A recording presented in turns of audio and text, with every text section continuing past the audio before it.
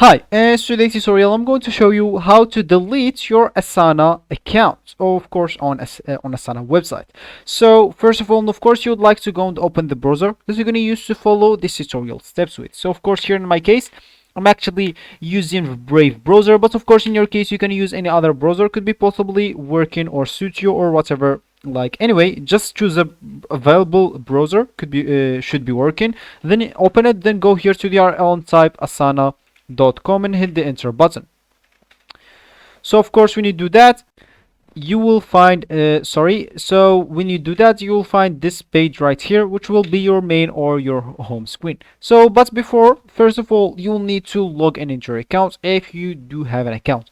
But if you don't have an account, all you need to do, don't panic or anything, just go and create your account. You can even create your account with a Gmail if you don't want to go through all the boring steps of creating your account, right?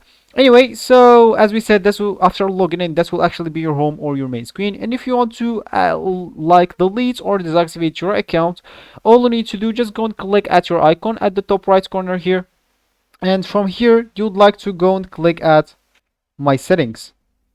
So of course, as you can see from here, if you like scroll down, you'll find nothing here. So but when you go here to your account, as you can see, you have the option here called deactivate. So of course, remove access to all organizations and workspaces in Asana. That means it's actually like deleting your account, and that is actually the only option. If you want to delete your account, you can even log out. The other option is just to log out from other sessions. So of course, when you click at deactivate my account, as you can see, deactivation is permanent and cannot be undone. Once your account is deactivated, which is kind of deleted, you can no longer log in into any organization or workspaces in Asana. Please visit Asana guide for more informations.